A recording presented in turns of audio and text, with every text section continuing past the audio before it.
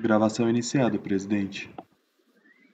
Voltamos à sessão dessa tarde, agora seguindo na nossa pauta, temáticas itens 30 e 31, mesma relatoria, conselheiro Leonardo Luiz Pagano Gonçalves, e o mesmo contribuinte, Nilgran Rochas. Um dos processos de exclusão do Simples e outro é a consequência dos lançamentos tributários em relação a isso. Pagano, você pode começar com a exclusão para depois ver o outro. Tá.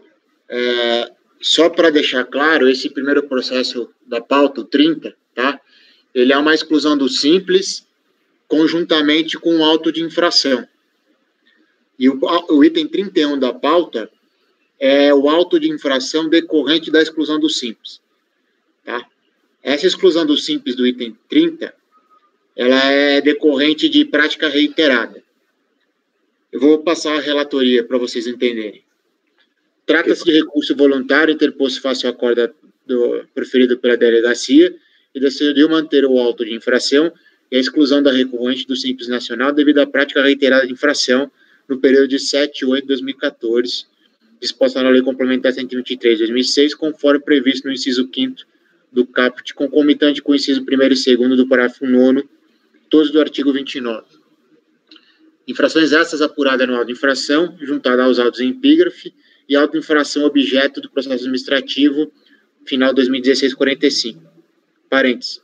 Este último processo de final 45 trata da mesma matéria da auto-infração juntada a estes autos, só que cobra imposto relativo ao período de apuração de 7/8/2012. A matéria é a mesma, sendo diferente apenas o período de apuração.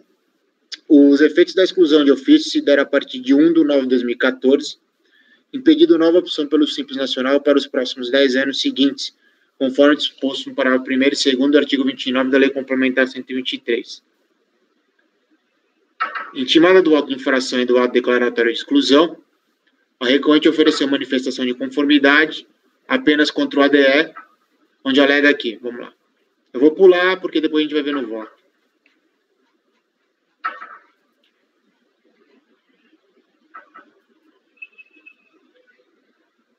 Vamos lá para a folha. Pode seguir.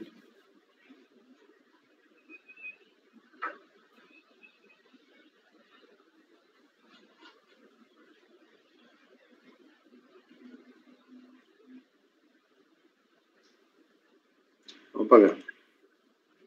Folha 9, folha 10. A minha aqui é 10, eu não sei se na de vocês é 9.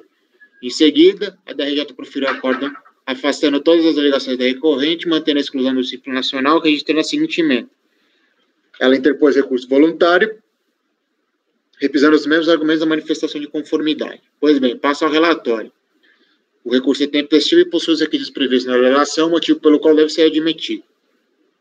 Os autos tratam de auto de infração que exige imposto do período de 7/8/2014 e de exclusão do Simples Nacional devido à prática reiterada de infração à disposição na Lei Complementar 123/2006. Tais infrações do auto de infração juntada ao processo epígrafe são idênticas às que foram apuradas e julgadas na auto de infração do processo administrativo de 2006-45. Apenas para conhecimento, esta colenda da turma ordinária já proferiu acórdão no processo de final 2006-45, acima apontado, decidindo que o recurso voluntário era intempestivo, mantendo o acórdão da DRJ, que decidiu manter o auto de infração que exigiu o imposto devido à falta ou pagamento a menor das mensalidades do imposto das mensalidades do Simples Nacional, tratando exatamente da mesma matéria da acusação dos presentes autos, diferenciando-se apenas quanto ao período de exigência. Ou seja, segundo o ato declaratório de exclusão do Simples Nacional, a recorrente teria deixado de pagar imposto pela sistemática do Simples os meses de julho e agosto de 2014, conforme a auto de infração juntada a esses autos, bem como também teria deixado de pagar o imposto do Simples Nacional, conforme a auto de infração objeto do processo administrativo de final 2016-45. Informação prevista no termo de verificação fiscal e no termo de exclusão, tá? Incorrendo na prática reiterada da infração à lei tributária, nos termos do inciso 5º do caput, concomitante com o inciso 1º e 2º do parágrafo 9º, todos do artigo 29 da Lei Complementar 123. Do julgamento do auto de infração juntado ao presente processo. Aqui, presidente, eu só vou antecipar um pouquinho, mas a gente vai fazer a leitura, tá? Essa empresa, ela era do Simples Nacional, e ela deixou de pagar porque ela acabou entrando no planejamento tributário irregular, que é aquele tipo de planejamento que se usava NTNs, LTNs, aqueles créditos que são baseados em títulos da dívida pública do exterior, né, que são regulamentados e são de competência do Tesouro Nacional, né, da Secretaria do Tesouro Nacional. Ela utilizou esses créditos para tentar compensar com o imposto, com o pagamento do imposto regulamentado pela Secretaria da Receita Federal. Tá? Então, o que ela fez? A empresa, né, não foi nem ela, a empresa que vendeu esse planejamento para ela, fez uma cessão de créditos em nome da recorrente, fez a retificação das declarações, né, das DAS do Simples Nacional, indicando que a receita da recorrente seria imune. Por que ela fez isso? Porque no termo de declaração, na folha de declaração, não consta a possibilidade de compensação com créditos de cessão de terceiros, principalmente com aqueles créditos de LTN e LTN.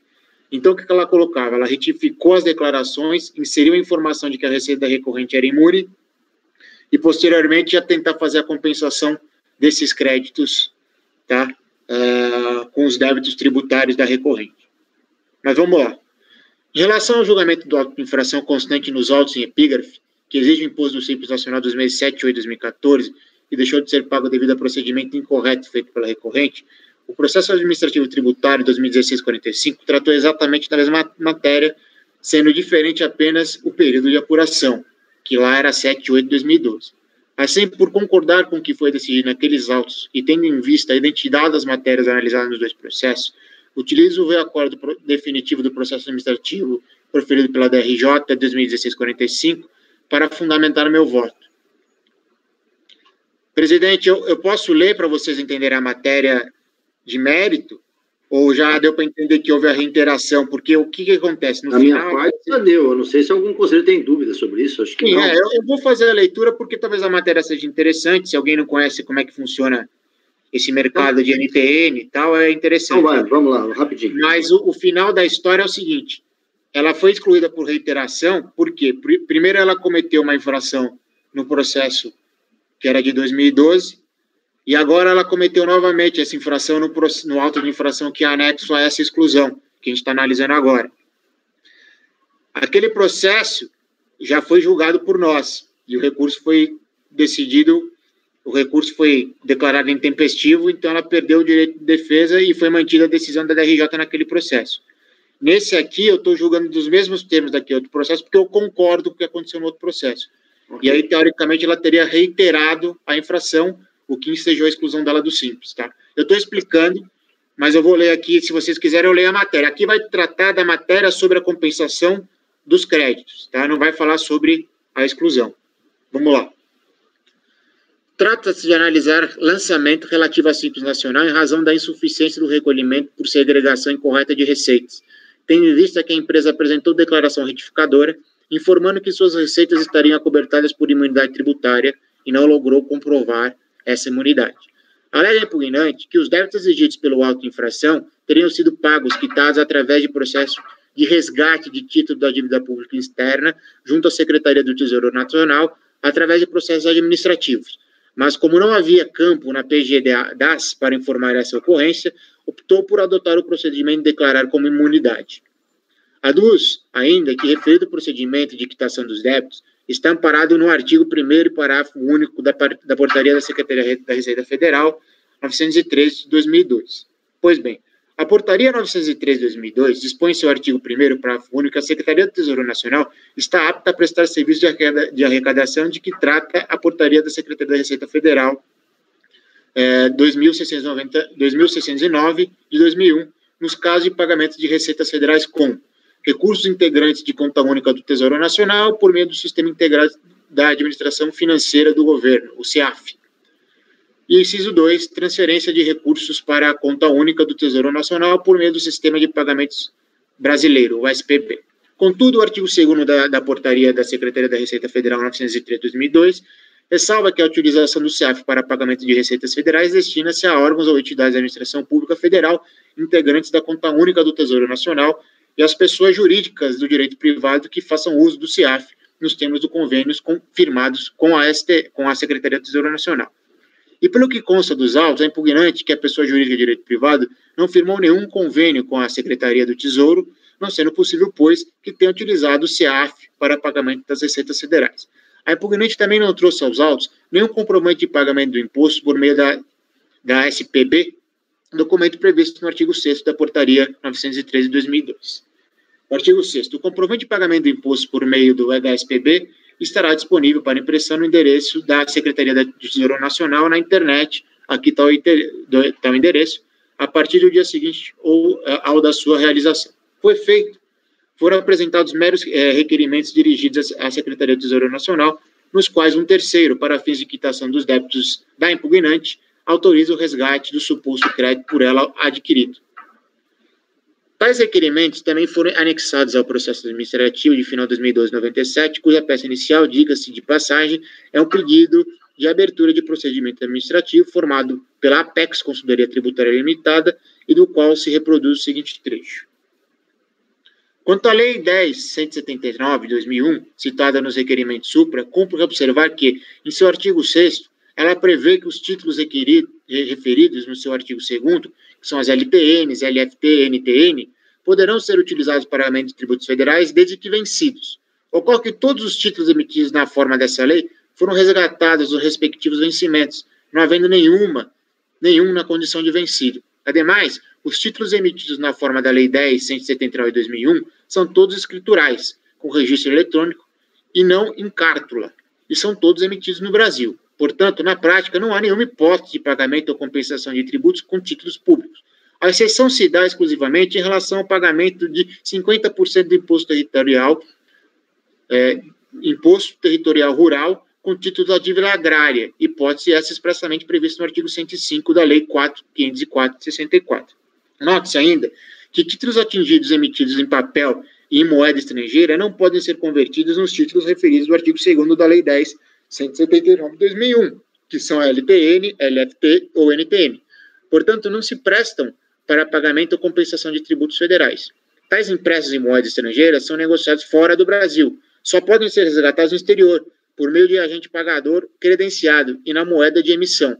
Tais informações sobre títulos públicos, diga-se a propósito, constam da cartilha Prevenção à Fraude Tributária com Títulos Públicos Antigos, disponível no endereço da Secretaria do Tesouro Nacional na internet. Corroborando o entendimento de que, atualmente, não existe possibilidade de utilização de tais títulos da dívida pública para pagamento de tributos federais nos termos do artigo 6º da Lei 10.179 de 2001, cumpre citar a solução de consulta 393, de 3 de novembro de 2009, assim emendada.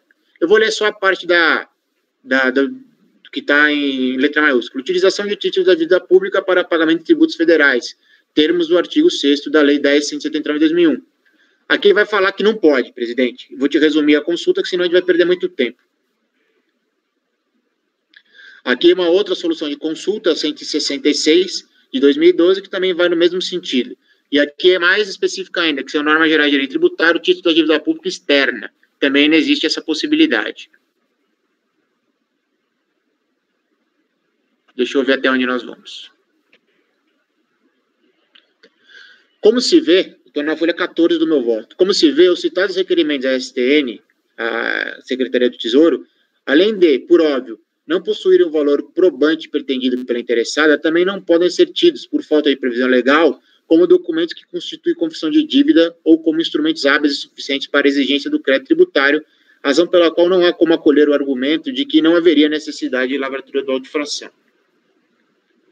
Sobre a alegação de que os débitos não precisavam ser lançados novamente, isso porque havia lançamento da PG da ASA original, podendo, caso não concordasse com as informações prestadas pelas PG da ASA retificadoras, não homologá-la, retornando à condição de exigíveis dos débitos lançados e apurados na PG da original, além dos livros contábeis e fiscais, engana-se a impugnante, pois não há previsão para tal procedimento.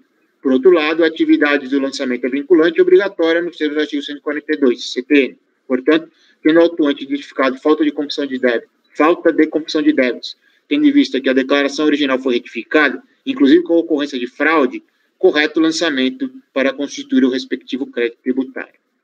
Quanto à afirmação de que, caso a Receita Federal discordasse da modalidade de lançamento de pagamento, o correto não seria lavrar a auto-infração, mas sim iniciar um procedimento administrativo fiscal para determinar a suspensão de habilidade do crédito tributário até a ulterior liberação dos recursos. Cabe objetar que também não há provisão legal para o inusitado procedimento. Presidente, daqui para frente vai falar de multa, é uma outra parte que não nos interessa agora. Pode então, passar. eu estou passando aqui. Tá? Não, o tema aqui era uma coisa nova, uma situação um pouco diferente, e você já leu. Aqui daqui para frente, acho que... Não, essa parte para frente não nos interessa, porque vai falar sobre a qualificação da multa no outro processo, e para a gente aqui não interessa, mas vai falar que houve uma fraude, que ela inseriu informação incorreta em relação à imunidade na declaração, para fazer a compensação, etc., e vai manter a multa. Aí eu estou indo lá para o final do meu voto. Não vai. Tá? Folha 17. Assim, tendo em vista que restou comprovado que a recorrente indicou intencionalmente sua declaração do Simples Nacional, a PG da ACE, informação que sabia estar errada, imunidade tributária das receitas, visando utilizar crédito financeiro baseado em títulos da dívida pública externa junto à Secretaria do Tesouro Nacional, que legalmente não podem ser utilizados para pagar e compensar tributos administrados pela Secretaria da Receita Federal, entendo que a exigência do imposto dos meses de julho a agosto de 2014, prevista no auto de infração juntado ao presente processo, também deve ser mantida em seus termos. Desta forma, voto por manter integralmente o auto de infração juntado ao presente processo, que exige imposto relativo ao período de 7/8 de 2014. Aí agora nós iríamos à parte da exclusão. Pode continuar, né, presidente? Sim. Da exclusão do Simples Nacional devido à prática reiterada da infracionalização tributária. Inicialmente, cumpre ressaltar que a recorrente praticou as infrações do período de 7 e 8 de 2012, consubstanciadas no auto de infração objeto do processo administrativo de final de 2006-45, que foi julgado desfavorável à recorrente por essa colenda da turma ordinária. Ato contínuo, a recorrente praticou novamente a mesma infração no período de 7 e 8 de 2014, exigidas no auto de infração objeto do presente processo em epígrafe, as quais também foram mantidas. Desta forma, entendo que restou configurada a prática reiterada de infração ao disposto da Lei Complementar 123 de 2006, nos termos do artigo 29, inciso 5º e parágrafo 9º, inciso 1º e 2º, tendo em vista a entrega de declarações com informações propositalmente indicadas erradas em vários meses consecutivos, estando correta a exclusão de ofício da empresa do Simples Nacional, não havendo que se falar em arbitrariedade ou ilegalidade.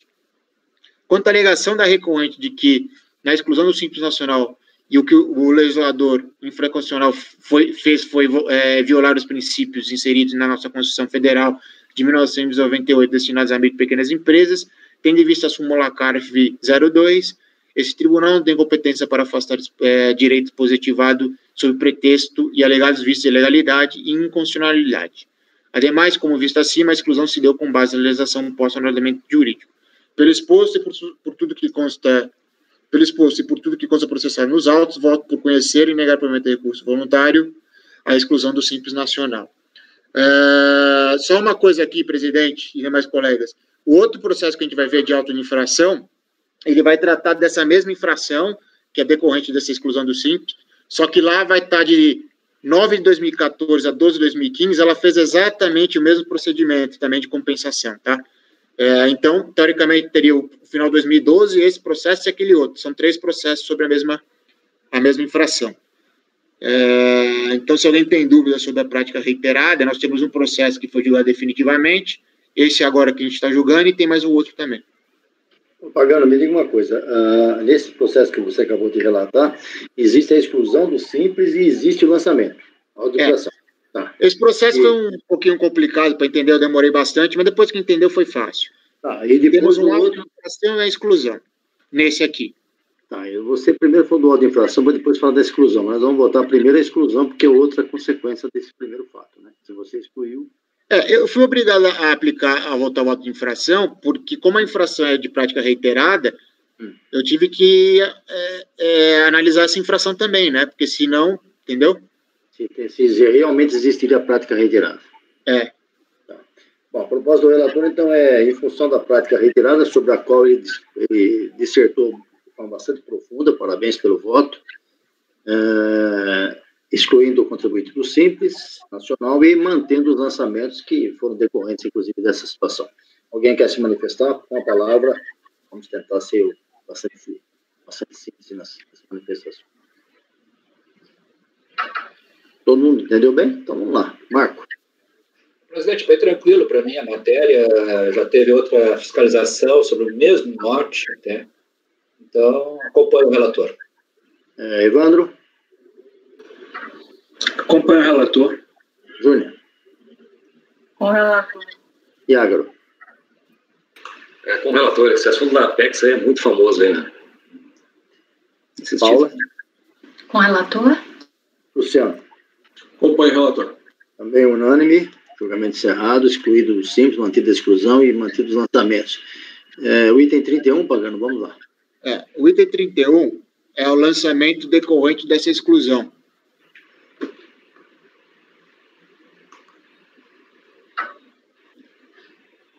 Então, aqui trata-se de recurso. O relatório eu voto. Desculpa. Esse processo não é um lançamento do... Tem alguma questão autônoma, tipo decadência? Porque me parece que esse processo aqui, pelo que você falou, é o auto de infração que decorreu da exclusão do simples, não é, Pagano? Ele é decorrente e não sei se tem algum fato novo aí, Pagano. Ele é decorrente. Se não tiver fato novo, a decisão é a mesma, porque uma vez que a gente confirmou a exclusão...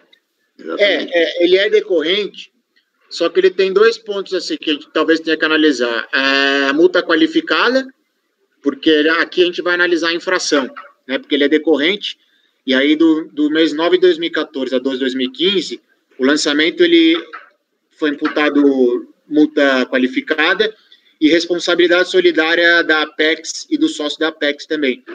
Então, assim, em termos de infração, ele é idêntico ao outro que a gente julgou. Então, no mérito, a gente julgaria igual. Então vamos delimitar bem a situação. Em termos de infração, você não precisa nem praticamente falar sobre isso, que a decisão vai ser a mesma, certamente vai ser a mesma, que deve ser os mesmos fatos e direito. E agora, quanto à multa qualificada e a responsabilidade, você trabalha em cima disso. Vamos lá. Então, o que o senhor sugere é que eu passe direto a multa qualificada e a responsabilização, isso. Até porque os lançamentos, alguém vai modificar o pensamento em relação ao lançamento? Acho que não. É a mesma situação, exatamente igual. Vamos pagar. Só muda o período, não é isso que você falou? Muda o período. Agora a gente está jogando de 9 de 2014 a 12 de 2015. Mas é a mesma infração, é isso? A mesma coisa. Isso aí está superado, já votamos o anterior. Vamos agora à qualificação da multa e a responsabilização. Sim. Eu estou na folha, na multa qualificada, eu pus até o tópico aqui, se vocês conseguirem ver. Eu estou na folha 13 do meu voto. Pode começar? Sim, pode começar. A recorrente indicou informação... Olha lá, mudar a multa qualificada. A recorrente indicou informação errada em sua PGDAS propositalmente, para deixar de pagar o imposto do Simples Nacional, visando compensá-lo com créditos de títulos da dívida pública externa de competência da Secretaria do Tesouro Nacional. A recorrente apresentou declarações retificadoras no período de 9 de 2014 até 12 de 2015, com informação incorreta sobre a natureza das receitas, imunidade tributária, com fim claro de que seus débitos não fossem exigidos, conforme a resposta dela mesma, que adotou esse procedimento, porque não havia campo para informar a suposta quitação dos débitos. As declarações retificadoras foram apresentadas a partir de 27 de 8 de 2014, quando, ainda em 2012, a Secretaria do Tesouro Nacional já havia encaminhado ofício à Apex acerca da impossibilidade do recolhimento do pedido de resgate de títulos e liberação dos recursos para a quitação de débitos tributários por falta de amparo legal. Ou seja, a recorrente, orientada pela empresa Apex, inserir informações erradas em sua declaração para tentar propositalmente compensar os débitos tributários com créditos não tributários, visando se esquivar de pagamentos de imposto e dificultar o conhecimento por parte da Receita Federal de sua receita tributável, incorrendo, no meu entender, em infração dolosa de falta de pagamento do imposto. Ademais, conforme muito bem apontado pelo acordo recorrido, em 23 de 4 de 2015, a Receita Federal enviou a ela, recorrente, por meio de seu domicílio tributário eletrônico, mensagem sob o título Indício de Fraude, quitação de tributos com créditos fixos provenientes de operação no CIAF, com orientações sobre o seu procedimento, esclarecendo-a de que poderia se sujeitar às penalidades da lei tributária e penal. Essa mensagem foi lida por ela em 24 de 4 de 2015, e mesmo assim a recorrente continua a praticar o procedimento indevido de declaração incorreta e compensação com crédito não tributário, que sabidamente não poderia utilizar devido à falta de regulamentação, falta de certeza e liquidez. Sendo assim, entendo que restou configurado o intuito doloso da recorrente de se esquivar de pagar o imposto devido, ensejando a qualificação da multa de ofício como foi feita pela fiscalização. Ademais, como muito bem lembrado pelo veacordo recorrido, e apenas para robustecer meu entendimento acima exposto, o termo de início da fiscalização foi lavrado somente em 14/3/2016, com ciência da empresa 21/3/2006. Assim, ela teve ciência de que estava irregular e oportunidade de corrigir seu procedimento antes do início da fiscalização, mas não fez. Dessa forma, resta claro o intuito doloso, na medida que é evidente que a recorrente quis esquivar de pagar o tributo devido. Alguém falou alguma coisa? Não, acho que não. É um ruído, vamos lá. Desta forma, resta claro o intuito doloso, na medida em que é evidente que a recorrente quis esquivar de pagar os tributos devidos utilizando de meios inadequados e irregulares, declaração incorreta sobre a natureza de suas receitas imunes. Da mesma forma, não assiste razão a recorrente contra a defendente a aplicação apenas da multa por prestar informações ou incorreções ou omissões. Como visto, o procedimento adotado por ela não se trata de meras incorreções ou omissões, mas informações prestadas na declaração do Simples, mas na verdade trata-se de inserção proposital de informação errada na declaração para posteriormente tentar compensar os débitos tributários com crédito financeiro que não tem previsão legal para tal compensação. Ou seja, não se trata de mera omissão ou incorreção desproposital em sua declaração, mas trata-se de procedimento irregular visando ao final se esquivar de pagar o imposto devido. Dessa forma, voto por manter a multa qualificada de 150%, nos termos do parágrafo 1º, inciso 1º, do artigo 44 da 9.430, concomitante com os artigos 71 e 73 da 4.502/64, conforme capitulação na autuação. Esse é o voto inicial. Ok. Votando. Qualificação da multa. Marco? Tá mantendo, né? Mantendo. Sim, tranquilo. Acompanhe. Evandro? Acompanhe. Júnior? Acompanhe. Iágaro? Acompanhe. Paula? Acompanhe. Luciano? Com o relator. Também acompanha. Pagando, continua. Da responsabilidade solidária da empresa Apex e do sócio senhor César Souza Botelho. Segundo apurado na fiscalização, isso aqui eu já confesso antecipadamente que eu fiquei bem na dúvida, tá? Mas é bom pôr em discussão, por isso, presidente, se eu puder me permitir, eu vou ler também a parte da acusação, tá? Segundo apurado na fiscalização, teria ficado caracterizada a sujeição passiva solidária da empresa Apex e seu sócio, senhor César, nos termos do artigo 135, inciso 2 da CTN, tendo em vista que a empresa autuada otorgou procuração a essa empresa, pessoa jurídica Apex, indicada como cessionária do suposto crédito financeiro, com o qual se pretendia compensar os valores devidos do Simples Nacional, a qual retificou a PGDAS, originalmente apresentados para a redução do valor dos tributos devidos no âmbito do Simples Nacional, inserindo propositalmente informação errada de que as receitas da empresa autuada seriam imunes, o que implicou em infração à legislação tributária. Vejamos a descrição dos fatos escritos no TVF em relação à responsabilização solidária. Descrição dos fatos que deram base à responsabilização solidária. Isso aqui eu copiei ipsis literis do TVF, tá? Conforme consignado escrito nos vídeos anteriores desse relatório, em consulta ao sistema de controle de procurações eletrônicas da Receita Federal, identificamos que a New Grant, que é a recorrente, otorgou procuração eletrônica à Apex Consultoria, pessoa jurídica indicada pelo fiscalizado como cessionária do suposto crédito financeiro, com o qual se pretendia compensar os valores devidos do Simples Nacional. Em depoimento prestado à fiscalização em 22/2/2016, o sócio proprietário da New Grant confirmou ter otorgado procuração eletrônica à Apex, com objetivo de representação junto à Secretaria da Receita Federal, bem como afirmou que a Apex foi responsável pela retificação das declarações dos PGDAS, originalmente entregue pela otorgante, referentes aos períodos de apuração de 7 de 2014 a 12 de 2015.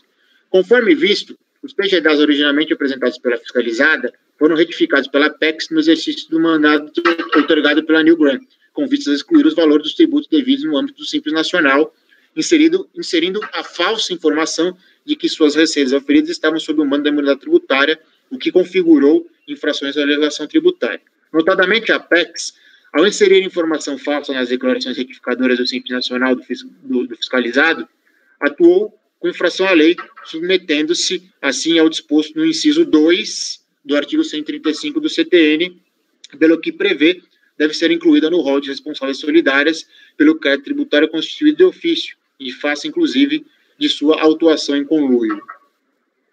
Agora sou eu falando. Conforme se pode verificar, a fiscalização imputou responsabilidade solidária nos termos do inciso 2 do artigo 135 do CTN para a empresa Apex e seu sócio, como mandatário da empresa autuada. Entretanto, ao analisar a acusação de responsabilização, entendo que não deve prosperar devido a erro de capitulação nos termos do inciso 2 do artigo 135 do CTN. A aplicação de responsabilidade solidária nos termos do inciso 2 do artigo 135 do CTN, por ter a empresa Apex procuração para atuar junto à Receita Federal, no meu entender, está equivocada, eis que não se pode imputar a responsabilidade solidária para a empresa que não pertence ao quadro societário da autuada, como se fosse administrador de fato, quando restou claro nos autos que as empresas são distintas e devidamente constituídas separadamente. No meu entender, a empresa Apex e seu sócio César deveriam ser responsabilizados nos termos do artigo 124, inciso 1º do CTN, eis que verifiquei participação direta da infração da empresa Apex, bem como interesse comum na situação que constitui o fato gerador da obrigação tributária ao apresentar em nome da empresa autuada as declarações retificadoras do Simples Nacional com informação incorreta. Ademais, a empresa Apex não exerceu atos de administração da empresa autuada, mas apenas exerceu atos que concorreriam com a infração tributária e com o fato gerador. A imputação de responsabilidade solidária nos termos do 135 do CTN como administrador de fato ou mandatário não serve para a hipótese da empresa pessoa jurídica que concorreu para a infração e obteve benefício com tais atos. Ademais, não restou caracterizado nos autos que a empresa Apex agiu como diretor, administrador ou sócio da empresa autuada. No meu entender, restou demonstrado nos autos a prática de conluio e interesse comum dos envolvidos, eis que a Apex, além de detentora dos supostos créditos financeiros negociados com a autuada, foi a mentora do esquema montado para inserir declaração incorreta e subtrair as receitas da autuada da tributação, e que se beneficiou na medida em que recebeu o pagamento pela cessão e pelos serviços prestados, caracterizando a hipótese do inciso 1º do artigo 124 e não o inciso 2 do 135, ambos do CTN, como quer a fiscalização. Desta forma, entendo que deve ser afastada a responsabilidade da empresa Apex devido a erro na capitulação da acusação sobre a responsabilidade solidária. Quanto ao senhor César, entendo que o TVF não demonstrou nenhum ato praticado por ele e não o relacionou com as infrações escritas nos autos, apenas o incluiu como responsável solidário por ser sócio da empresa Apex. Assim, devido à falta de fundamentação e o nexo causal para responsabilizar o senhor César, entendo que sua responsabilidade deve ser afastada. Desta forma, afasto a responsabilidade solidária da empresa Apex, consultoria tributária, e de seu sócio, o senhor César Souza Botelho. Pelo exposto e por tudo que consta processado nos autos, voto por conhecer e negar provimento ao recurso voluntário da empresa autuada, e em relação aos recursos voluntários da empresa Apex Consultoria e seu sócio César, os conheço e dou provimento para afastar a responsabilidade solidária nos termos do inciso 2 do 135 do CTN. Aqui, meu voto para aqui, tá? Mas no final, eu vou falar aqui da súmula 74, que é sobre a compensação dos créditos pagos pelo Simples Nacional com lançamento. Aqui eu vou negar provimento. Isso aqui é só para se alguém perguntar, eu já tenho pronto, mas isso aqui não faz parte. Vamos aqui. O Iago quer falar, o Marco quer falar. Vamos lá. Iago. Sobre a questão da solidariedade, quando o CTN fala lá no 124, ele fala lá não estou querendo aqui ensinar ninguém, ele fala sobre a questão de ter interesse comum na situação que constitui o fato gerador. Nesse caso, eu considero correta a vinculação a 135, porque não é em relação ao fato gerador da infração, e sim sobre a extinção. O fato gerador já ocorreu. O que ele está fazendo, o que a Apex fez, de forma dolosa, foi, mediante uma procuração otorgada, né, ela pegou e foi extinguiu os créditos tributários. Ela usou um meio fraudulento para extinguir uma obrigação tributária que já existia. Não seria o caso do 124. Então, por essa razão, eu considero correta, como mandatário, a questão do 1352. Eu estou tentando abrir aqui o reprocesso, estou tendo problema, desde que você começou a ler o teu voto. Em relação à pessoa jurídica, para mim não há dúvida que tem que ser mantida a solidariedade. Em relação à pessoa física, do sócio dela, eu sem ver o que está da acusação, né, e você fala que não tem nenhuma acusação específica em relação ao sócio, Aí, em relação a essa, eu peço que alguém que tiver acesso possa verificar qual é a conduta da pessoa física, mas em relação à pessoa jurídica, eu entendo que deve ser mantida a solidariedade com base no 135.2. Nesse caso, deixa eu só entender, você entendeu que não aplicava o 135.2? Por que mesmo, Wagner? Por que haveria erro? Júlia, eu não consegui entender o que você falou, você pode repetir? Você alegou que houve erro na capitulação do 135.2, que fala do mandatário. Até onde eu percebi aqui, ele recebeu procuração. Ele recebeu a procuração, mas não para agir como administrador de fato, né? Ele só participou da infração, né? Do fato gerador propriamente dito. Entendi. Por isso que eu fiquei na dúvida, entendeu? Uhum. Esse é o problema, porque ele não exerceu atos de administração, ele não é um administrador nem sócio de fato. Ele, na verdade, ele exerceu... Ele que fez a própria infração, né? A verdade é essa. Sim, eu acho que bom, aqui, a prova, no caso, a procuração que ele recebeu é exatamente para a infração que nós estamos discutindo, não foi isso ou eu estou enganada? Ele recebeu a procuração para fazer a própria infração. Ele é o artífice. Quem praticou a fraude foi o mandatário. Ele é o artífice. Quem fez a retificação da PGDAS foi a Apex, que é a responsável. Ok, não, perfeito. Para mim, eu já estou... Quer dizer... A minha dúvida é em relação à pessoa física. Salvo engano, aqui eu estou procurando no processo, tá? A procuração foi otorgada tanto para a Apex quanto para o César, esse que é dono da Apex. Então... na verdade, a procuração não está nos autos, tá? Isso é informação que está no banco de dados da Receita e foi confirmada pelo próprio proprietário da República. A procuração da Nilgram foi tanto para a pessoa jurídica Apex quanto para o sócio da Apex, o senhor César... Isso não consta nos autos, essa informação. Não, isso não consta nos autos. Essa informação não. Isso aí tá no TVF, comenta. O TVF fala que o recorrente fala que passou procuração para a Apex. Ponto. Mas para o César ele não falou. Mas como o César é o sócio da Apex, o César ele só foi responsabilizado porque ele é sócio da Apex. Apenas isso. A acusação é exatamente essa que eu colei para vocês no meu voto. Vocês podem abrir lá e verificar. E a Apex age através de quem? Quem é que age com a Apex? Mas tem que estar descrito, tem que estar individualizado. A pessoa jurídica é uma ficção, né? Alguém agiu por ela, né? Sim, mas é obrigatório, por lei, as pessoas, quando se aplica a responsabilidade solidária, tem que estar descrita a conduta individual, tem que estar descrito o ato que ela praticou, o que ela fez. Por isso que eu fiquei na dúvida, porque ela está muito mal formulada, essa responsabilização. Mas, de fato... Você está afastando os dois? Eu estou porque eu entendo que a Apex tem que ser pelo 124 e não pelo 135. Tá. E em relação à pessoa física, não existe nenhuma fundamentação que relaciona a ela. E por coerência também, porque se eu afastei da empresa, eu tenho que afastar dele, entendeu? Porque não tem nenhuma... Só para a gente delimitar bem, assim, a gente não ficar discutindo academicamente sem prosseguir. Quem é que quer falar a respeito disso? Só um ponto aqui, e até uma dúvida. Será que é possível a gente aplicar o 135.2 quando, por exemplo, eu mando alguém fazer uma coisa que eu vou me beneficiar? Então, eu sou o administrador da contribuinte, da autuada. E aí eu dou uma procuração para uma empresa, para um despachante, por exemplo. E o despachante vai lá e comete... uma infração. Será que o despachante pode ser autuado ou pode ser responsabilizado ou solidário em razão do 135.2?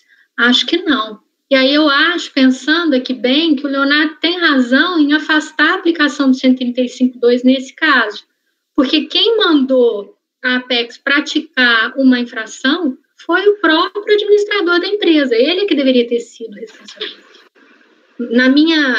Pensando aqui, né? Paulo, o raciocínio foi exatamente esse. Por que não pôs o administrador da recorrente e pôs só da Apex, entendeu? Porque quem mandou foi quem aceitou, foi o próprio administrador da recorrente. É fato notório que a Apex vendeu milhares desse planejamento de venda de títulos públicos. Eu sei que tem notícias, eu participei muito dessas operações. E, na verdade, o grande arquiteto disso aí é o César, é o sócio dessa Apex aí. A minha dúvida, eu não tenho dúvida nenhuma, quando você entrega um mandato, uma procuração para alguém, e esse procurador, ele age com excesso de mandato, ou ele age praticando uma fraude, ele tem que ser responsabilizado. Essa é a lógica que tem lá no inciso 2 do 135. O que ocorre aqui, a minha dúvida, Paulo, ainda bem que está sem microfone, o que ocorre é o seguinte, eu não conseguia ver o processo aqui e o Marcos sanou a dúvida, que era o seguinte, olha, havia procuração também para o César, então eu acho que nem no caso do César seria caso de exclusão da solidariedade. O Pagano disse que não tem essa procuração, né? Só está citado. Tem isso aí, Marcos? Mas aí não seria pelo 124? Não, porque é o seguinte, esse é o ponto, Paulo, que é o interessante. Não há nenhum tipo de fraude, de dolo, de ação de sonegação de esconder o fato gerador. O fato gerador foi conhecido. Essa fraude não diz respeito à identificação ou ao lançamento do crédito tributário.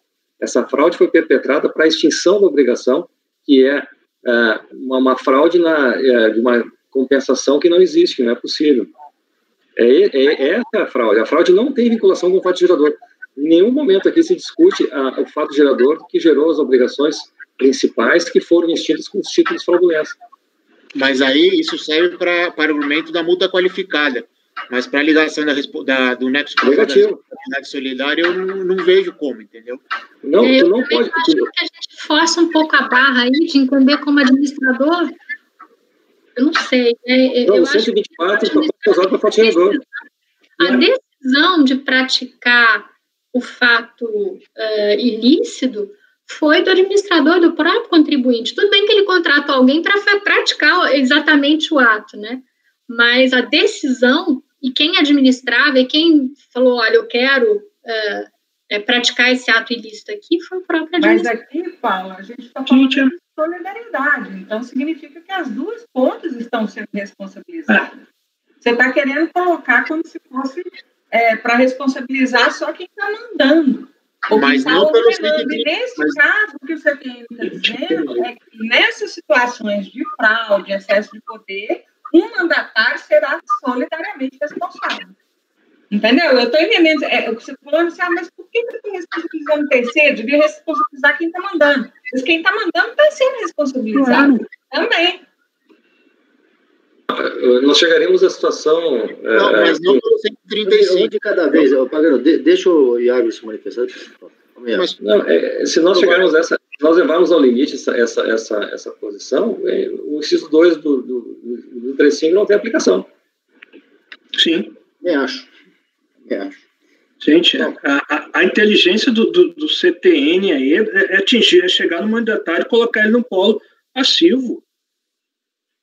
Você conseguiu ver ele não entra no fato gerador. Como é que eu vou aplicar o 124 se ele não estava no fato gerador? Aí não aplica em lugar nenhum. Eu discordo de vocês porque ele entra exatamente no fato gerador, porque quem insere a informação incorreta de imunidade é a própria Apex. Ela que faz o fato gerador. Ela está comprovado nos atos que quem inseriu a informação incorreta é a Apex.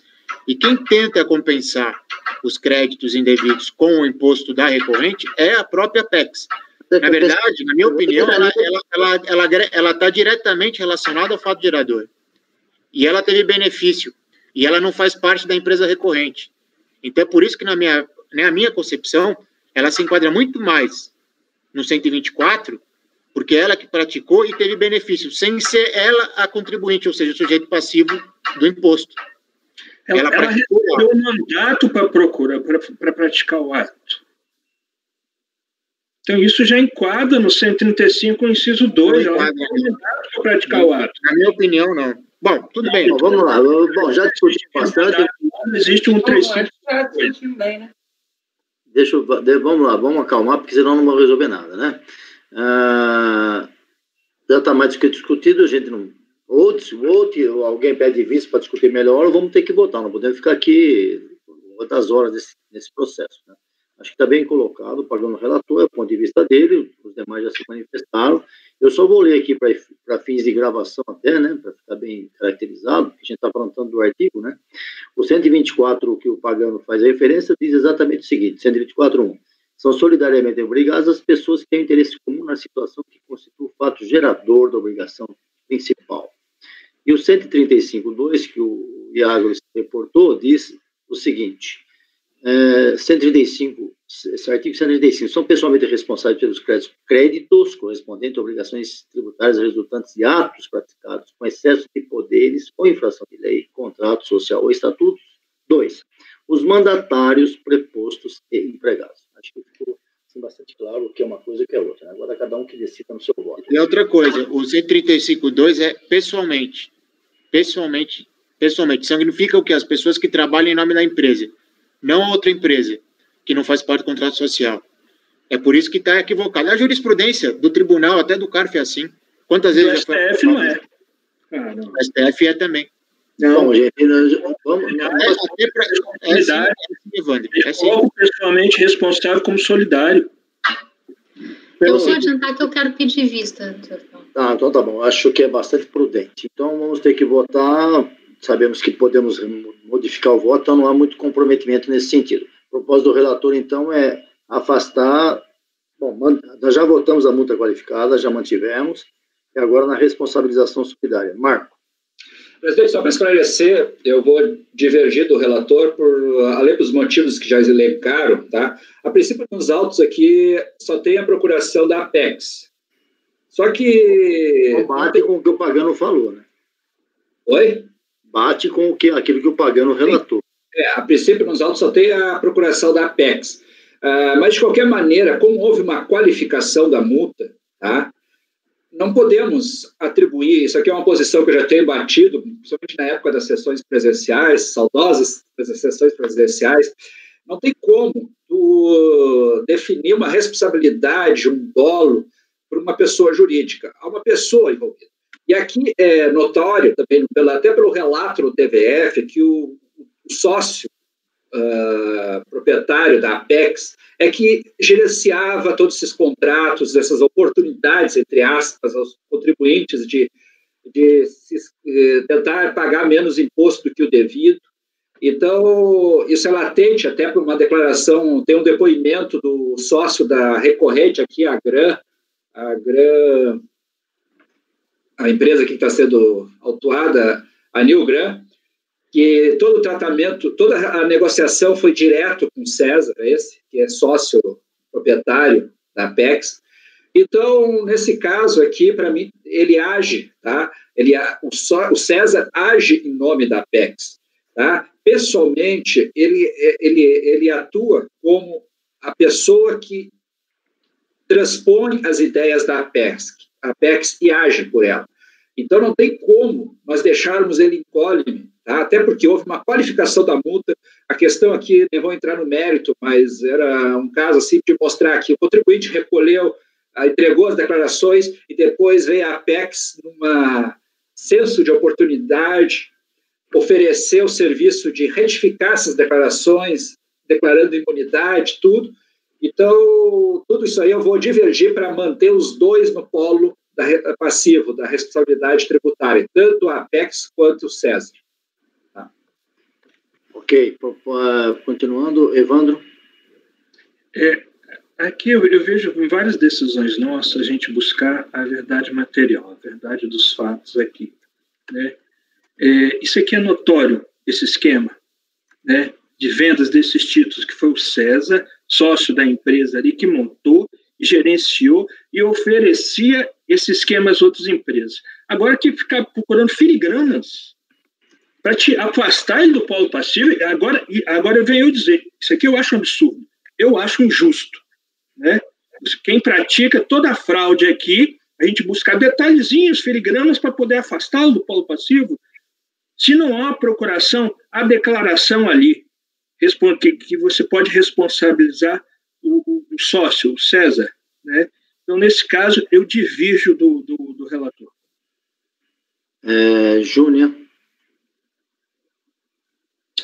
Eu divido em parte, e eu não acho que é filigrana, não. Só confirmando, o artigo que foi capitulação que foi usada para responsabilização solidária foi o 135.2, só, né, Pagano? Porque eu até concordaria que, obviamente, o sócio participaria se também tivesse sido imputado o inciso 3, porque aí sim você está falando de ato de gestão. Aqui não, a responsabilização foi feita com base no inciso 2, que é bem claro, mandatário, né? Então, como não existe o mandato, pelo que o Marco me falou, não existe o mandato para o César, eu vou divergir, eu vou acompanhar a divergência em relação à responsabilização da empresa, porque eu acho que está correta, mas em relação ao sócio, em razão da capitulação legal que foi utilizada no trabalho fiscal, tá? Eu vou acompanhar o relator. Porque, nesse caso aqui, você poderia até falar, não, claro que foi ele, que é ele que age em nome da empresa, a cabeça da empresa é ele, etc. Mas aí a gente está falando do inciso 3, e não do inciso 2. Então, é como eu voto. Quer dizer, eu acompanho a divergência, como é que é isso? Menor, na minha cabeça... Não, você vai... Não, peraí. Você está votando, você está mantendo a pessoa jurídica... Eu estou mantendo a responsabilidade da pessoa jurídica, solidária, e estou excluindo a do... Eu escrevo aqui, você diverge parcialmente do relator, mantendo a pessoa jurídica no posto. Só isso. É isso. Tá. Iágaro. Antes de eu votar, eu fiquei com uma dúvida agora, e peço desculpas aos demais. Essa matéria de solidariedade, ela foi questionada no recurso? Porque eu não vi recurso da Apex nem do tem recurso dos dois. Eles apresentaram recurso também? E dos dois, Tem os dois, tem os 3 recursos, então? Tá no andamento do processo. Tem os 2 recursos. Eu não consigo abrir o processo, que eu estou com um problema. Eu também não estou conseguindo abrir o processo. O Marco, o Evandro, vocês estão abrindo aí? Estou abrindo aqui. Estou olhando. Dá uma checada nisso aí que o Iago perguntou. Eu já estou olhando. Estou abrindo. Tem 2 RVs, tá? E um é da Nilgran e o outro... Estou abrindo aqui. Presidente? Sim. A Júnior era a Júnior que tinha a intenção de pedir vista? Não, é a Paula. Só esclarecer aqui, o Iagro e todos. Tem 2 recursos voluntários, um da Nilgran e o outro da Apex e do César. Os 2 juntos. Tá certo. Então tá. Iagro. Eu vou acompanhar a divergência aberta pelo Marco. Ele vai acompanhar mantendo os 2. Física e jurídica. Tá. A Paula pediu vista, então deixa eu só anotar o resultado aqui. O Marco, o Evandro e Iágaro.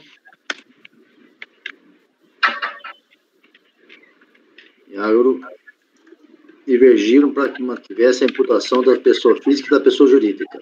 A conselheira Júnior divergiu para manter apenas a imputação da pessoa jurídica. É isso, Júnior? Correto, Júnior? Sim, então tá bom. Fica concedida a conselheira Paula. E em relação à multa qualificada, já votamos unânime. Continuando, julgamento encerrado. Continuando. Júnior, é com você agora. Item 32, status. Ótimo. Bom, esse processo é bem tranquilo. Está aí na base. O que aconteceu? A gente baixou ele em diligência porque o contribuinte chegou alegando o seguinte: olha, eu parcelei no prazo de 30 dias, tá? E aí eu não conseguia, pela documentação dos autos, eu não sabia se ele realmente estava parcelado nos 30 dias, tá? E se o parcelamento, de fato, correspondia aos débitos do ADR, tá? A gente pode ir para o voto, eu nem vou ler. Aí a gente baixou em diligência, vocês podem ver aí, decidiu baixar, processo em diligência para que a unidade de origem confirmasse a data em que o contribuinte foi certificado e quando foi concedido o parcelamento, foi os 31, bem como se o referido parcelamento foi corretamente quitado e a concessão efetuada no prazo de 30 dias.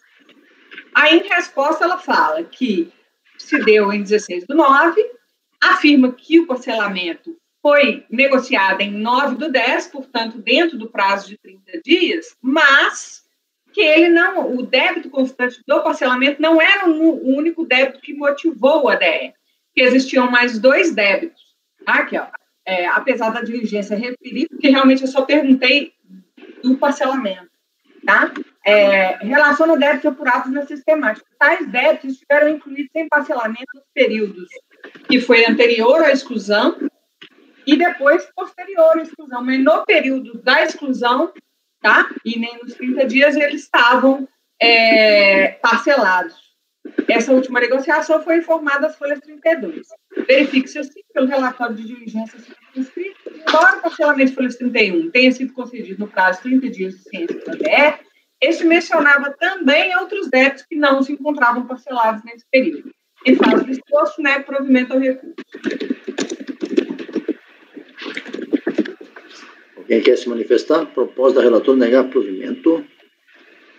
Todos de acordo, não vou nem colher votos. Julgamento encerrado.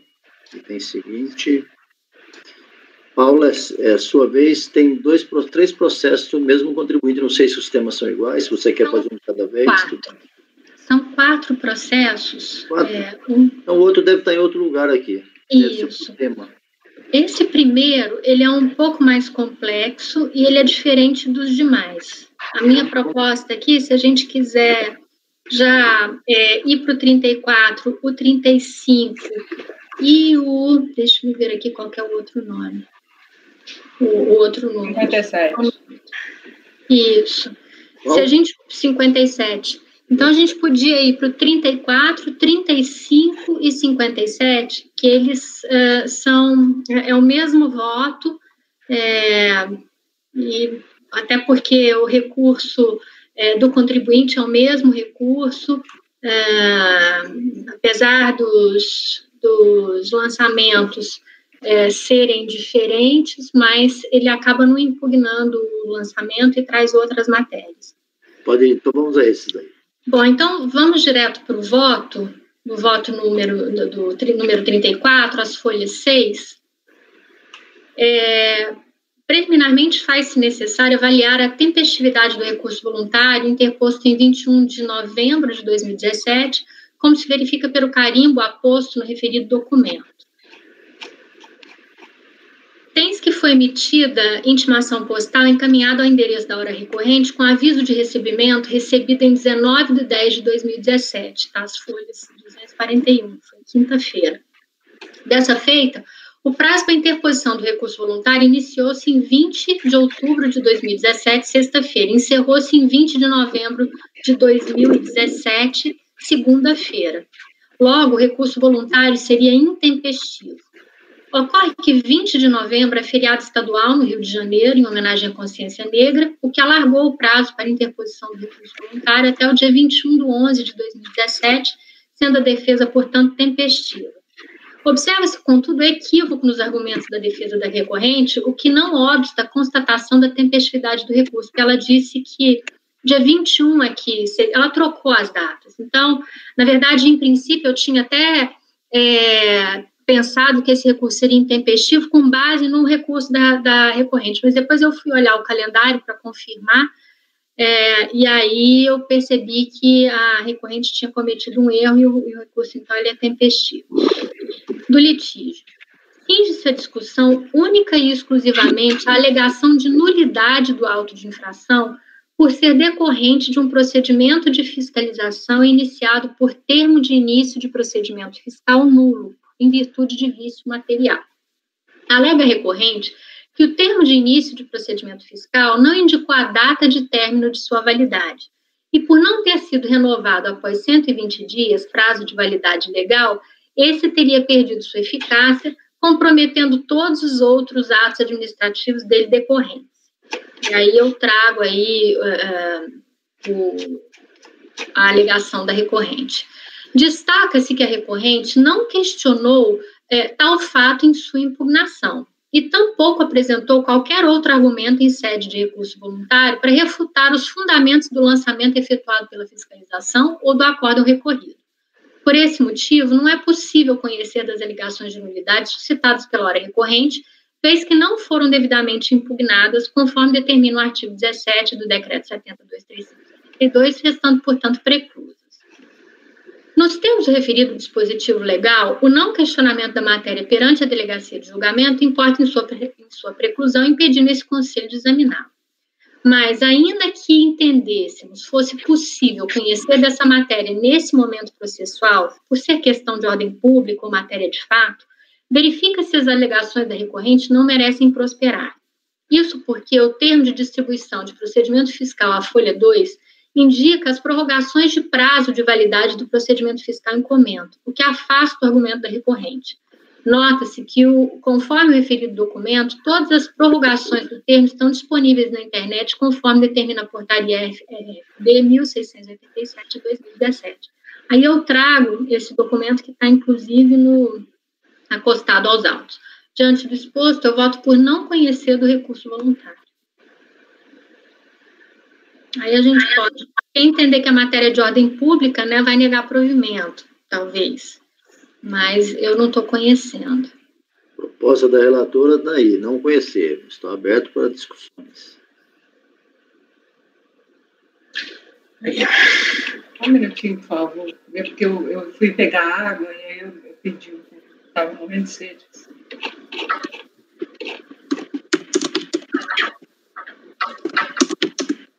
Juliana, você não está aparecendo, viu? Eu estou demorando horas para poder abrir os arquivos da pasta. Mas o que você estava falando que é matéria de ordem pública, Paulo? Só para eu... Não, eu estou dizendo o seguinte, que como ele não impugnou essa matéria e ele está suscitando uma nulidade, dizendo que o procedimento fiscal teria que ter sido encerrado em 120 dias e que não foi, o que, na verdade, não aconteceu. Mas ele não suscitou essa questão na manifestação de inconformidade, a DRJ não analisou e ele não, no recurso voluntário, ele não impugnou nenhuma matéria do acórdão recorrido, ele simplesmente trouxe esse ponto sobre nulidade. Eu não estou conhecendo o recurso, mas ainda que, por exemplo, vocês entendessem, né, que fosse matéria de ordem pública ou uma questão de fato... No fato, ia negar provimento, é só para eu saber. Então, na verdade, você está em tese, conhecendo, não conhecendo, porque você está pintando a preclusão, né? Exato. Beleza, presidente, podemos votar. Mas você precisa ver...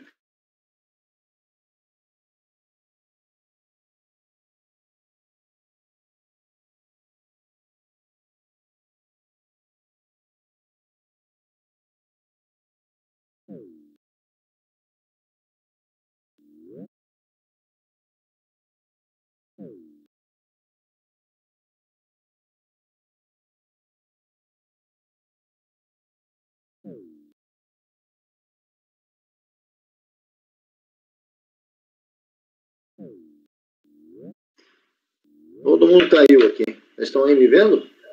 Sim, todo mundo caiu. Todo mundo caiu. Vou voltar agora. Caiu todo mundo. Vamos voltar no começo da conversa aí. Eu acho que esse é o processo. Até onde paramos aí? Porque caiu todo mundo, né? Não sei como é que ficou isso. Eu caí aqui, presidente. Eu não sei o que aconteceu. Bom, a Paula está propondo aí não conhecer do recurso. É isso. Qual é esse item aí, Paula? 30 aí? Esse é o 34. É o 34, o 35 e o 57, são iguais. Se aplicam a todos. Não conhecer do recurso. Por que tu não está conhecendo? Me resume isso, a tua frase. Porque, olha, se ele não impugnou, ele não falou, ele não trouxe em manifestação de inconformidade essa questão da nulidade. Ele primeiro refutou o auto de infração, a DRJ respondeu à manifestação de inconformidade, e aí, em sede de recurso voluntário, ele trouxe essa ideia de nulidade, porque o procedimento fiscal teria durado mais de 120 dias. Eu acho que cabe, mas tu sabe que essas matérias aí, ele vai, se ele tentar, né, recurso especial bem mais fácil, né? Por isso que eu trouxe a segunda parte do voto, né, que a gente pode resolver por negar provimento também, porque ele não tem razão. O procedimento durou mais de 120 dias. Então, eu não estou conhecendo por ser, pela matéria estar preclusa, mas ainda assim, se a gente resolver não entender, é uma questão de negar provimento. Olha, eu acho melhor aqui adotar, tem vários votos da Câmara Superior até, que o MPF, que é o mandado de procedimento fiscal, ele é um instrumento de mero controle, tá? E ele não interfere em nada nos elementos constitutivos do tributo, do prato gerador do tributo, da fiscalização do procedimento fiscal. Então parto aqui dessa alegação. Agora, claro, eu acho que tem espaço para as duas coisas, né? Eu não entendo assim, né? Eu entendo que se existe uma norma que regulamenta o procedimento fiscal, ela deve ser atendida, mas no caso não houve violação, né? Porque ele foi prorrogado, como eu demonstro aí. E como eu não acho que seja uma matéria de ordem pública, nem por ser uma questão de fato, porque o fato não existe, eu entendo que essa matéria, o recurso não devia ser conhecido. Olha, essa questão... Usando aquilo que o Evandro falou, nos processos atrás aí, uns momentos atrás, já está tendo muita filigrana. Isso acho que a conselheira já foi bem clara, está precluso. Acho que não tem que pensar em MPF, nada disso aí, pensar num possível recurso especial. Acho que olha, não faz sentido. Você não conheceu porque ele não se manifestou. Ponto final, gente. Eu acho que não tem que pensar em MPF. Não sei. Acho questão, presidente, é que a gente já discutiu isso outras vezes, né? Mas, Marco, mas ele não se defendeu, acabou. Sim, nós defendemos a manifestação de conformidade. Se a gente começar a aplicar essa tese de preclusão de tudo que não se manifestou lá a gente vai começar a cercear muito a defesa do contribuinte. Não, veja bem, eu também penso assim, igual você, mas veja bem, se ele não falou nada, é uma coisa. Agora, se ele traz lá na manifestação de inconformidade alguma matéria, depois ele traz outra coisa no recurso voluntário, não aceitar isso no recurso voluntário, eu já não concordo, porque pode ser um fato novo que ele teve necessidade de se manifestar, porque a DRJ exigiu que ele fizesse isso. Agora, não foi isso que eu senti da conselheira. Para mim, esse é o problema, a gente criar uma visão da preclusão, tá? Hoje a gente entende que tudo que o contribuinte não alegou na manifestação de inconformidade não pode ser ressuscitado no recurso voluntário, porque aí é a preclusão. Agora a gente vai começar a dispor isso. Eu entendo que essa matéria, apesar de não ter alegado lá na impugnação, é relevante e eu vou apreciar agora. É isso que é o problema da preclusão. Então, não conhecendo a preclusão, se a DRJ não definiu a preclusão lá, eu não me sinto confortável em definir a preclusão aqui. Mas a DRJ não definiu. Mas como é que a DRJ poderia definir? É que tem aqueles casos, por exemplo, que o contribuinte não se manifesta em relação a determinado tributo, nem nada, ou determinado período, na sua manifestação de conformidade, na impugnação. Aí ela define, olha, em relação a isso, o contribuinte não se manifestou. Ponto, define o que está por essas matérias. A proposta da relatora é negar por não conhecer, o não conhecimento. O Marco, você quer divergir? Pagando. Eu vou com a relatora, presidente. Evandro. Eu vou divergir para negar provimento ao recurso. Júnior. Não está aí, Júnior. O CAF tem essa discussão, o que é matéria pública, se nulidade é matéria pública ou não. Então, eu acho que a relatora até entrou no mérito dela, né? Então, eu vou negar provimento ao recurso. Negar provimento. Ok, a Júlia está ausente momentaneamente. Se vocês deixa eu entender ficarem... só. Desculpa, Paulo. Em situação de nulidade, qualquer nulidade de matéria pública seria isso? Não, o problema, a questão, Iago, é que o CAF não chega à conclusão o que é matéria pública, o que não é. Pois é. Aí a gente tem extremos, que tem conselheiros que diz que tudo que é de direito tributário é de matéria pública. Outros dizem que tudo que é relação à nulidade é matéria pública. Não estou dizendo que isso é um ponto de vista dominante no CAF, mas há essa discussão. E considerando aqui que nesse caso esse caso é sedimentado no CAF, quando alega irregularidade do MPF, né? Então, e considerando que também que a relatora acaba entrando no mérito, né, do MPF ali, eu prefiro negar provimento. Júnior voltou e saiu de novo. Não, Júnior está aqui. Júnior está aí. Aqui. Júnior. Oi? Você está aí, Júnior? Tô. Tá me ouvindo, não? Agora sim. Você vai votar de que forma? Eu vou divergir, porque eu vou conhecer e negar provimento. Você está acompanhando o Evandro, então. Peraí, nós estamos naquele processo da Paula que eu não consegui ler. Então, eu estou acompanhando a divergência. Deixa eu dizer uma coisa, para não ter que fazer voto vencedor. Calma, não acabei de votar. Calma, acabou. Só um pouquinho. Iágaro. Vou acompanhar a divergência. Divergência. Agora, Luciano. Acompanhar a divergência nos termos do Evandro, presidente. Vista em mesa para votar amanhã, a Paula repensa esse processo direitinho. Não, eu posso até dizer, como eu analisei o mérito também, se todo mundo ficar mais confortável em negar provimento, o que eu posso dizer é o seguinte, mas ainda assim, considerando, eu nego provimento, entendeu? Eu não preciso nem discutir muito. Então, refazendo o voto, vamos de novo, senão vai começar tudo a discutir outra vez. Paula está refazendo, com todas as colocações muito bem feitas que ela sempre faz, está agora entendendo que dentro do nosso princípio do colegiado, está propondo o voto dela no sentido de negar provimento. Marco, Rogério. Acompanho. Pagano. Acompanho. Evandro. Acompanho. Júnior. Eu lhe fiz leitura labial, mas tudo bem. E Ágaro.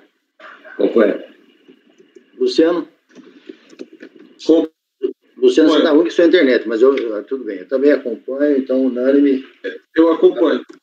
Obrigado, provimento. Obrigado, Paula, pela sua compreensão. Eu também iria divergir, então nós vamos chegar no impasse aqui, mas tudo bem. Continuando, agora o item, acho que ficou pendente, é o 33, isso. É isso? Então, a gente votou o 34, o 35 e o 57, que são iguais. Agora o 33 é diferente. Então, vamos lá. Pode disponibilizar e ir ao voto. Bom, eu vou direto para o voto, porque eu sempre faço um relatório mais breve aqui. Então, ele está às folhas 7. Eu conheço do recurso, que ele apresenta os requisitos de admissibilidade, e vou tratar agora do litígio. A recorrente foi autuada em virtude de incompatibilidade da movimentação financeira apresentada pela hora recorrente no ano calendário de 2005 e as informações prestadas por meio da PJSI 2006, simples, em 8/6/2006, número tal. Em análise dos extratos bancários referentes a todas as contas de sua titularidade, que eram várias, foram identificados os seguintes depósitos não declarados, os quais foram considerados omissão de receitas. Aí eu listo, aí eu trago essa planilha que foi elaborada pela fiscalização. A receita bruta declarada pela recorrente de R$ 845.702,84 saltou para R$ 2.675.049,22, ultrapassando assim o limite permitido para empresas optarem pelo regime do Simples Federal. Por esse motivo, a recorrente também foi excluída do regime simplificado, tendo sido efetuado o lançamento da diferença dos tributos devidos decorrente de mudança de percentuais nos termos do artigo 188 do Rio 99. Em sua defesa, a recorrente alega que 1. Aponta a origem dos recursos identificados nos extratos bancários, apresentando em sede de recurso voluntário mais documentos para corroborar o alegado. 2. A exclusão do Simples só poderia se efetivar se, após prolatada a decisão definitiva nesse processo administrativo, esta lhe fosse desfavorável. 3. A exclusão do Simples somente poderia se efetivar a partir do ano calendário de 2006, uma vez que a suposta situação excludente, que é a receita bruta excedente ao limite, teria ocorrido unicamente no ano calendário de 2005. E 4. De acordo com a tabela TIP, a alíquota aplicável para o seu produto é 0, e, portanto, a cobrança do IPI no valor de R$ 9.839,66 não merece prosperar. Vou tratar da primeira infração, que é a omissão de receitas e da origem dos recursos. Então, ela traz aí algumas rubricas que foram identificadas nos extratos bancários. Então, operações de crédito, DOCs, mútuos, empréstimos, e aí eu vou tratar de cada uma dessas rubricas, que foi como a própria recorrente fez. Então, sobre as operações de crédito e empréstimos bancários, ao avaliar a origem de alguns montantes incluídos no cômputo da receita bruta da recorrente, o julgador ACOR reconheceu que os valores recebidos a título de empréstimo bancário no valor de 33 mil depositados na conta do Banco do Brasil e de 30 mil referente a financiamento do Banco Real integraram indevidamente a base de cálculo dos tributos lançados e procedeu com a exclusão dos mesmos da autuação. Embora tenha reconhecido que 30 mil reais referentes à liberação da operação HSBC também não deveria compor a base tributável, entendeu a turma julgadora que tal montante não havia sido computado na autuação, estando fora do litígio. A recorrente, por sua vez, insiste que tal valor deve ser excluído da base de cálculo aferida pela fiscalização, sem, contudo, comprovar que... Está faltando um pedaço aqui. Sem contudo, comprovar que tais montantes tinham sido incluídos. No entanto, tal inconformismo não tem razão de ser. Como bem demonstrado na decisão recorrida, a qual transcrevo abaixo na parte pertinente, restou comprovado que o valor de 30 mil reais referentes à liberação operação HSBC não compôs a base de cálculo da autuação. E aí eu transcrevo aqui o pedaço. Nesse ponto, cabe destacar que os valores referentes à conta corrente número tal do HSBC, apesar de toda a regularidade do procedimento adotado, não compuseram a base de cálculo da autuação, ainda que indicadas no demonstrativo de folha 37, pois, somando-se apenas os valores relativos aos depósitos efetuados no Banco do Brasil e no Banco Real, chega-se aos mesmos valores indicados na autuação, conforme demonstra-se. Aí, eu trago as duas planilhas também, da mesma forma que a decisão recorrida. Então, depois de excluídos os valores relativos aos empréstimos Banco do Brasil, 33.799,69, e financiamentos Banco Real, 30 mil, a matéria tributável passa a ser a seguinte. Aí tem uma planilha aí. De fato, ao analisar as informações constantes dos autos, verifica-se que o valor de R$ 72.707,30, indicado abaixo como depósitos apurados conforme extrato bancário, Banco HSBC, não foram incluídos no cálculo do valor total utilizado para cômputo da base de cálculo dos tributos lançados, como se pode verificar pela planilha abaixo. Aí, eu trago a planilha, se vocês olharem esse valor de 72 mil, se você somar 1.663 mais 1.011 aqui, 997, vai dar os 2.675. Esses 72 não foram incluídos. Tem-se, portanto, que a base de cálculo aferida e utilizada para o lançamento relativo à infração omissão de receitas é o valor da diferença apurada entre os valores declarados ao fisco pela recorrente e os montantes encontrados nos extratos bancários apenas do Banco do Brasil e do Banco Real. Não foram incluídos os montantes encontrados no extrato do banco HSBC, como acredita a recorrente. Aí eu até mostro como isso foi feito o cálculo. Só que quando eu fui fazer os cálculos, o que eu percebi? Que houve um pequeno erro material aí. E aí eu coloco. Observa-se, contudo, um erro material na base de cálculo utilizada para o lançamento dos tributos de fato gerador ocorrido em 31/3/2005. Como se verifica pelas planilhas copiadas abaixo, ao transcrever o valor da base de cálculo com fato gerador nessa data, a autoridade fiscal, no lugar de informar o valor de R$ 177.909,86, conforme detalhamento encontrado no termo de constatação fiscal, as folhas 39 do volume 1, registrou o valor de R$ 177.929,86 no auto de infração. Aí eu trago esse erro material aí. Nesse sentido, é forçoso reconhecer o erro de digitação incorrido pela fiscalização referente ao lançamento de fato gerador 31/3/2005, demandando sua revisão. Um erro aí de 0 para 2. Da liberação de desconto antecipado.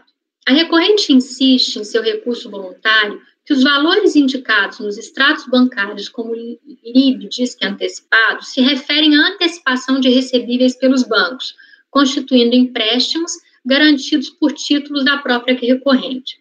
Acrescenta ainda que se os títulos fossem oriundos de vendas não declaradas, deveriam ter sido submetidos ao tratamento previsto no parágrafo 2º do artigo 287 do RIA de 99, mas nunca tidos como depósitos sem comprovação da origem. A decisão recorrida esclarece que o histórico dos extratos não comprova de modo irrefutável a origem dos recursos. E para que a recorrente pudesse comprovar os descontos, essa deveria ter juntado aos autos as duplicatas e notas fiscais de vendas correspondentes, o que não ocorreu. Outro sim, se a recorrente alega que os montantes se referem a descontos de duplicatas, deveria ter informado quais duplicatas ou a quais créditos as antecipações se referiam, indicando a origem dos recursos que ensejaram tais operações. No entanto, muito embora a decisão recorrida tenha indicado expressamente a documentação que poderia suportar o que alegava a recorrente, essa entendeu por bem acostar aos autos apenas borderos dos bancos as folhas 161 a 201 do volume 4 e folhas 3 a 200 do volume 5, o que apenas reforça o fundamento da fiscalização, de que tais valores, constituindo-se de direitos e créditos recebidos pela recorrente, não foram contabilizados e, portanto, devem ser incluídos no cômputo da receita bruta da recorrente. Dos valores indicados como cobranças e liquidação de cobranças. Na mesma linha de defesa, a recorrente alega que os valores incluídos na base de cálculo, devidamente identificados nos extratos bancários como cobrança e liquidação de cobrança, se referem a títulos de créditos colocados para cobrança pelas instituições financeiras e, portanto, teriam a origem conhecida. Aduz ainda que a data do fato gerador apontada pela fiscalização estaria errada, uma vez que o regime para a escrituração da receita é o de competência e não de caixa. Pugna ainda pela exclusão de alguns valores que teriam sido contabilizados em duplicidade no cálculo da receita omitida. Primeiramente, é preciso observar que, em sede de recurso voluntário, a recorrente acostou aos autos borderos dos bancos que apontavam os destinatários das cobranças. Aí eu trago um exemplo, esse de R$ 11.333, que o borderô aponta aí, olha, R$ 11.333, e de quem seriam as cobranças. No entanto, ainda que tais documentos possam indicar os destinatários das cobranças, a recorrente não foi capaz de informar a quais transações aquelas cobranças seriam referentes. Por esse motivo, não é possível confirmar a origem das receitas auferidas. Da mesma forma, elabora a planilha abaixo requerendo a exclusão dos seguintes valores que teriam sido duplamente contabilizados no cálculo da receita omitida. Ocorre que a recorrente não apresenta qualquer outro elemento de prova ou argumento que suporte o alegado, uma vez que o referido borderô apenas comprova a receita omitida e apresentada no extrato bancário. É preciso destacar que a produção de provas é direito do contribuinte, que possui a oportunidade de comprovar os fatos por ele alegados. No entanto, não logrando fazê-lo, o contribuinte corre o risco de ver frustrada a sua pretensão. Nesse sentido, esclarecedor o voto do conselheiro Guilherme Adolfo dos Santos Mendes no acórdão 103.23.534, de 2008, cujo trecho transcrevo abaixo. Só vou ler uma parte. Provar algo não significa simplesmente juntar um documento aos autos. É preciso estabelecer relação de implicação entre esse documento e o fato que se pretende provar, fazendo com o ânimos de convencimento. Ou seja, a prova não se confunde com os elementos probatórios, ela é constituída a partir deles. Uma nota fiscal, um contrato, uma página da escrituração contábil não são prova, mas sim elementos de prova. A prova corresponde à articulação linguística que relacione os documentos apresentados com o objeto da refrega jurídica no sentido de confirmar o que se alega. Alegar genericamente, juntar papéis, não é prova. O equívoco entre os dois conceitos tem conduzido a muitas confusões e até mesmo a situações de completa indecidibilidade, levando o Conselho a anular indevidamente decisões proferidas pelas delegacias de julgamento.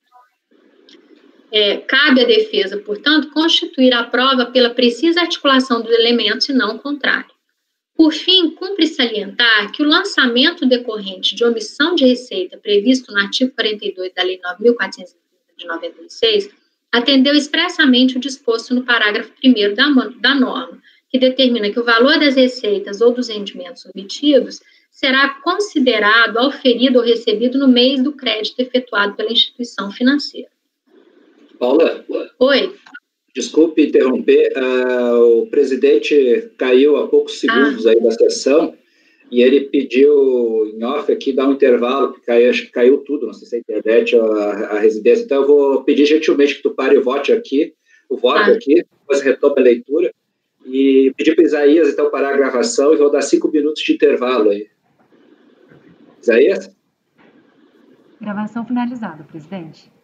Quem é que está aí? Desculpe. Desculpa, é a Patrícia. Patrícia, nós estávamos há pouco com Isaías.